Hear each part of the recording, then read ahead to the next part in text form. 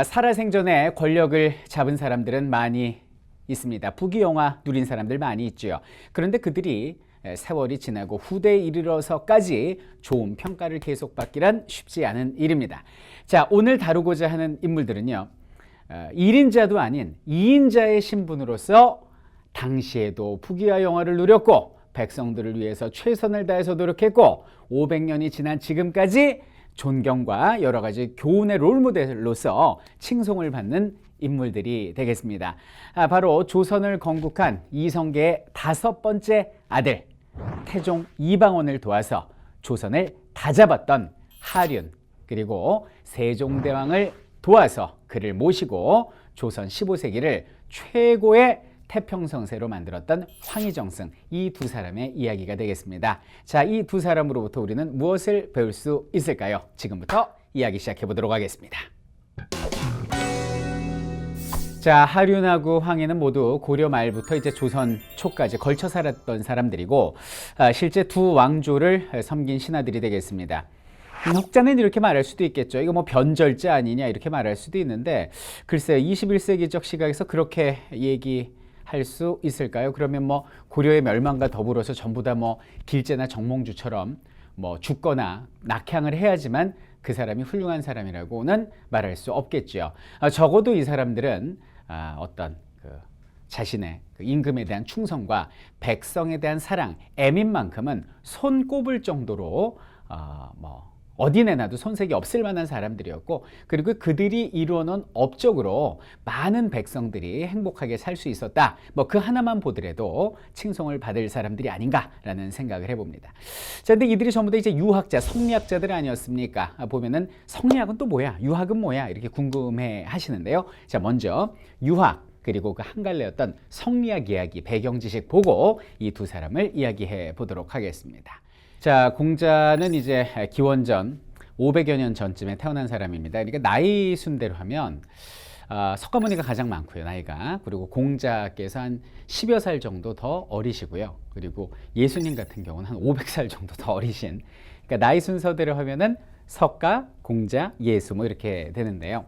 자, 어쨌든 이제 공자님 같은 경우 이제 춘추 전국 시대라는 굉장히 이제 혼란하고 어려웠던 시대를 살았던 사람이었습니다. 자, 이 사람이 이제 학자였는데요. 고민했었습니다.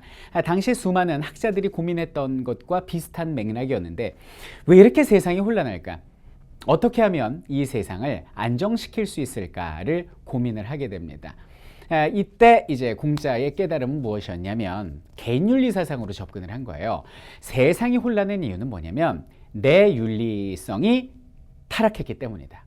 모든 사람들의 윤리, 개개인의 어떤 윤리의식이 타락했기 때문이다. 그러면 나부터 윤리의식을 높이고 모든 사람들이 다 윤리의식이 높아지면 그럼 자연스럽게 이 사회가 편안해지지 않겠느냐. 이 개인윤리 방식으로 이제 접근을 한 거죠. 자, 그래서 수기수양을 통해서 나뿐만 아니라 모든 사람들이 다 윤리의식이 높아지면 좋은 세상이 오지 않을까. 뭐 이런 생각을 했던 게 이제 공자였습니다. 그래서 공자가 만든 학문을 유학이라고 하고 그것을 제자였던 맹자가 집대성했다 하여서 공맹사상 이렇게 이야기를 하고요.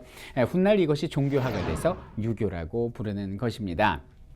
자, 공자가 죽고 세월이 흘렀습니다. 중국 진나라 때 와서 그 진나라 시황제가 통일을 하지 않습니까? 이 시황제가 워낙 독재를 합니다. 그래서 이 사람은 이제 당시에 법가 사상이라고 해서 왕권 강화에 아주 적합한 그런 사상으로 철권 통치를 했어요. 자, 그러니까 여기는 유학자, 공자의 제자들의 입장에서는 입 바른 소리를 해야겠죠. 이거 폭군 아닙니까? 라고 얘기를 하니까 시황제가 화가 나가지고 공자의 책이란 책은 다 불살라버리고 그리고 이제 공자의 제자들을 땅속에 묻어버리는 분서갱유 사건을 일으키게 됩니다. 자, 시황제 죽고 나서 한나라가 등장을 합니다. 자, 한나라의 무제라는 황제 같은 경우는 그 진나라 시황제 미친 사람 아니냐, 여기는 유학을 왜 탄압을 하냐, 자, 유학을 다시 한번 번성 발전시켜봐라 라고 얘기를 하는데 문제는 뭐냐면은 공자의 제자들은 다 땅속에 들어가 죽었고 책은 거의 다 불탄 거예요. 남아있는 책 몇 개 가져다가 학자들한테 해석해 보라고 그랬더니 이건 뭐 계승 발전시키기는커녕 자꾸 해석이 안 되는 겁니다. 그 이유가 뭐냐면 사실 우리가 나란 말씀이 딩기게 달아 서르사마 띠아넬세 28자를 맹가노니 이게 무슨 얘기인지 모르잖아요. 공부해야 알잖아요. 이게 세월이 워낙 한참 지난 뒤의 책이다 보니까 이 문장 자꾸 해석 자체가 안 되는 거예요. 그래서 한나라의 부제는 야, 이거 무슨 심오한 뜻을 계승 발전은 꿈도 꾸지 말고 하나하나 그 자구 해석에 중점을 둔 어떤 학문을 만들어 보자 이렇게 된 거죠. 그래서 유학의 한 갈래로서 한나라 때 등장한 것이 그 유명한 훈구학이다 이렇게 보시면 되겠습니다. 자, 그러면서 이제 세월이 흐르게 됩니다. 우리나라 고려시대일 즈음에 중국엔 송나라가 있었는데 이 송이라는 나라는 문치주의를 표방한 나라였습니다. 그래서 국방력이 약해가지고 온갖 오랑캐들한테 다 침범 한 번씩은 받지만 그래도 위대한 학자들이 많이 배출될 수 있는 사회적 분위기가 형성돼 있었죠. 이때 등장한 사람이 바로 주자라는 사람이었습니다. 주자는 이 유학의 한계성을 극복하려고 했던 사람입니다. 여러분들, 공자의 유학의 한계가 뭡니까? 바로 사후세계를 증명할 수 없다는 얘기예요. 그러니까 아예 유학자들은 사후세계의 개념이 없었습니다. 하루는 공자한테 주변 지인이 여쭤봅니다. 공자 선생님, 귀신에 대해서 아십니까? 라고 얘기를 했더니 공자가 답하기를 내가 살아있는 사람의 마음도 잘 알지 못하는데 어찌 귀신의 일을 알겠냐라고 회피를 하게 되죠. 그래서 어떤 현실 문제만 국한된 유학의 어떤 그 원리를 뛰어넘고자 인간의 심성과 우주 천지간 만물의 이치를 탐구하려는 어떤 학문적 움직임이 있었거든요. 그거를 갖다가 창조하고 집대성한 게 바로 주자라는 사람이에요. 주희라는 사람이죠. 그래서 이 사람이 만든 학문이 부자학, 즉 성리학이 되겠습니다. 그래서 성리학 같은 경우 보면 뭐 이런 얘기 많이 들어보셨죠. 이 주기론, 주리론 이렇게 얘기를 하는데 주자는 뭐라고 그러냐면 이 세상의 모든 것의 원리는 리다. 세상의 모든 것은 원리와 그것의 재료 그리고 형상인 기가 합쳐져서 만들어진 것이다. 그러면서 원리, 재료, 리, 기 이것을 처음 주장을 했고 이게 이제 우리나라에 들어와서 16세기 쪽에 뭐 리가 귀하네 기가 귀하네 그러면서 한판 붙은 이기 논쟁이 벌어지게 된 것이죠. 자, 어쨌든 이렇게 해서 형이상학적인 손에 만져지지 않는 것을 탐구하는 형이상학적인 학문이 송나라 때 만들어졌으니 그것이 성리학입니다. 자, 근데 문제는 뭐냐면 이 성리학이 지금 뭐 말씀드려서 알겠지만 너무나 비현실적인 거예요. 막 뜬구름 잡는 얘기인 겁니다. 이러다 보니까 성리학에 반발을 해서 등장한 것이 바로 양명학이 되겠습니다. 양명학은 왕양명이라는 사람이 만들었는데 이 사람이 본래 성리학자였어요.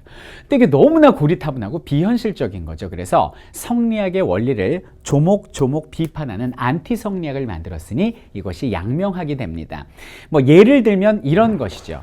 성리학 같은 경우는 우리가 성인이 돼야 되잖아요. 군자가 돼야 되잖아요. 그러면 끊임없는 수기 수양을 통해서 그게 가능하다라고 얘기하는 반면 양명학 같은 경우는 무슨 소리냐? 우리 사람이 타고난 양심, 양지를 그저 발휘하면서 살면 치양지하면 우리가 군자가 된다라는 치양지설을 주장하기도 하고요. 그리고 성리학은 뭐라고 그래요? 잘 알지도 못하면서 행동하는 것은 경거요망동이다. 경거망동이라고 이야기를 합니다. 근데 여기는 왕양명 같은 경우 무슨 소리를 하고 있느냐? 내가 행동을 하고 깨닫는 것이 맞물려 돌아간다라는 지행합의를 강조하는 것이죠. 조금 뭐 굳이 예를 들어보자면 이런 게 아닐까요? 제가 이제 뭐 독도에 가서 뭐 태극기도 들고 그래서 뭐 학생들이 선생님 애국자입니까? 독도 사랑하십니까? 라고 질문을 하는데 제가 뭐 독도를 뭐 막 사랑하고 독도에 대해서 많이 알고 깨달아서 독도를 갔다기보다는 어떤 학생들을 위한 프로젝트 때문에 독도를 간 거예요. 그때는 사실 뭐 힘들다라는 생각이 많아요. 독도 한번 가려면 너무 힘들거든요. 뭐 기상학과 때문에 4번 취소됐다가 울릉도 거쳐갖고 독도 갔는데 힘들었는데 이제 독도를 딱 밟는 순간 느껴지는 순간 그리고 함께하는 순간 그 차고 올라오는 그런 애국심 이런 것들로 정말 그 독도 갔다 온 이후와 이전이 완전히 다르거든요. 뭐 이런 게 지행합의가 아닌가 뭐 싶은데 어쨌든 이런 양명학이 등장을 하게 되고 이 양명학도 우리나라에 들어오게 되지요. 그리고 마지막으로 유학의 한 갈래가 여러분들 잘 아시는 실학이 되겠습니다. 주자학은 주자가 만들었고 양명학은 왕양명이가 만들었으니 실학은 실이 만들었나요? 그건 아니고요. 사실 자 우리나라 조선시대 후기 쪽에 실사구시 실제 사실을 통해서 시시비비를 구하는 그러니까 쉽게 얘기하면 실용적인 것을 추구하는 이런 학자들이 있었어요. 그래서 뭐 유형원, 이익, 정약용, 아니면 유수원, 홍대용, 박지원, 박재가 이런 사람들이 있었는데 이 사람들이 연구한 어떤 민생 안정과 부국강병을 위한 실용적인 학문들, 이 학문을 오늘에 이르러 실학이다. 그들을 실학자다 이렇게 부르는 것이지 실제 뭐 그런 실학이라는 학문의 창시자가 있고 계승 발전자가 있는 건 아니라는 걸 미리 말씀을 드려 봅니다. 뭐 어쨌든 우리나라 같은 경우는 고려는 뭐였습니까? 불교를 근간으로 하는 국가였고 유학은 사실 참고만 하는 형태였거든요. 근데 중요한 건 고려를 멸망시키고 조선을 건국한 세력이 누굽니까? 정도전, 권근, 조준 같은 바로 성리학자 세력이었죠. 그래서 조선은 500년 동안 내내 성리학을 근본 이념으로 하는 국가로서 발전해 나갔다 이렇게 보시면 돼요. 그러다 보니 이 국초에는 참 성리학자들이 좋은 세상 만들기 위해서 노력 많이 했거든요. 자, 그럼 어떤 세상을 만들려 했는지 자, 우리 하륜과 그리고 황희정승 이야기 지금부터 살펴보도록 하겠습니다.